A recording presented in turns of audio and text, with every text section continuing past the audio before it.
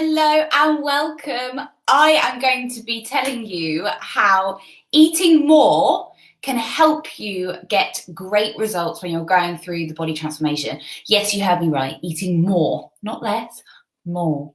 Why? Because today we're going to talk about the thermic effect of food, okay? Now, this is the energy that we burn when we're digesting food. So if you start your journey and you are under eating, there's a multitude of things that can happen. We can go through hormonal changes. We can go through your metabolic rate adapting, okay? We can end up leading to restrictive behaviors, creating habit pathways that then stimulate overeating later on. So undereating is incredibly damaging when we're going through the journey. So I'm here to tell you that I want you to eat more. And reason being is because what we're focusing on always when we're going through body transformation is energy expenditure, so energy we burn, to energy we're taking in, okay?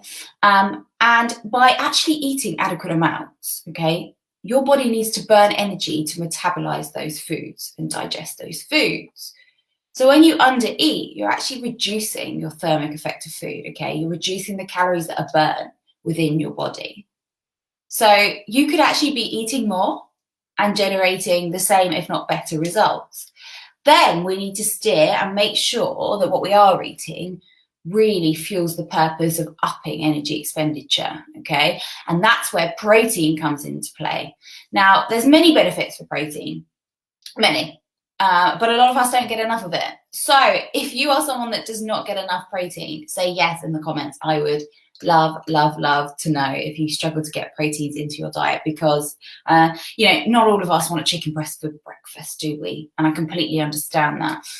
But there is really smart ways of getting enough protein into your diet. And in fact, I could give you 10 of my top ways of eating protein in a tasty way. Please write in comments if you would like access to that. I'm happy to share that with you. Put in comments, yes, protein, and I will definitely get that sorted for you. But when it comes to protein, the body expels quite a bit of energy to be able to digest proteins down. So what we want to do is focus on having enough protein within a 24-hour window. So how do we work this out? How do we work out how much protein your body needs? So what I need you to do is I need you to put your weight into pounds, okay? And then your body will need 0.8 to 1.2 grams of protein per pound. Okay, now 0.8 if you're right at the beginning of your journey, 1.2 if you're advanced in your weight-based training. Okay, so you can do that math on your calculator easily, and that will determine how much protein you need within a 24-hour window. And then you've got to start filling that nutritional log with proteins, okay? And there are some super smart ways of doing this. You don't have to be eating chicken breast every meal, okay? Because I absolutely would not be doing that. If you need some help with protein options, just write protein in the comments, like I said, and perhaps we can work on getting you together a really great elaborate list so you've got some quick, easy pickups from the supermarket, okay? Because you can do this as easily, you can do this so easily now with all the foods that we have accessible, okay? But what we can't do is get into this restrictive place where we're under fueling, okay? What happens when we under fuel? We move less. We don't get up and get the remote. We don't walk up the stairs. I'll give you an example. Yesterday, I've got some beautiful flowers in my office. They've run out of water. And I ran downstairs and I thought, oh, my flowers have run out of water and I forgot to put the water in. Well, no, it's fine. I'm going to go back upstairs and I'm going to put some water in my flowers. Okay, and I accumulated the energy expenditure just by walking up the stairs. If I'd undereaten yesterday by too much, my brain would have told me, don't go upstairs, Emily, just sit on the sofa, just chill.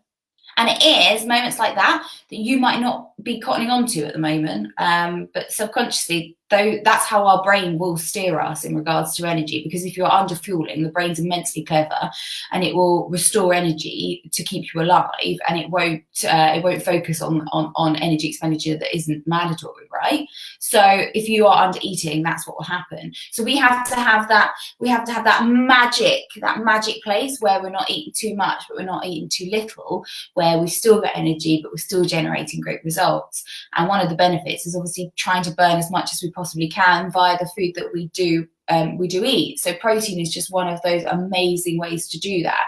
So that's your take home today, okay? Come away from restrictive eating. If you think you're under eating, okay, I'm more than happy to chat with you in my inbox and we can determine if you are under eating, okay? And if you are, we can come up with a game plan of how to get you to a point where you're eating in a sensible way that fuels your goal rather than leading to under eating, not generating results, being in the same position in 2 weeks' time, because that's frustrating for everybody, okay? I know how frustrating that is because I was on that cycle for so long, okay? So feel free to reach me in my inbox if you want any support with that.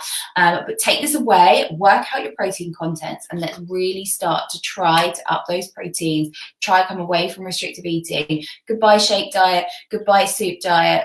None of that works, okay? For long-term sustainability, none of that works, and it's not healthy, okay? So enjoy, work out those proteins, and I'll catch you soon.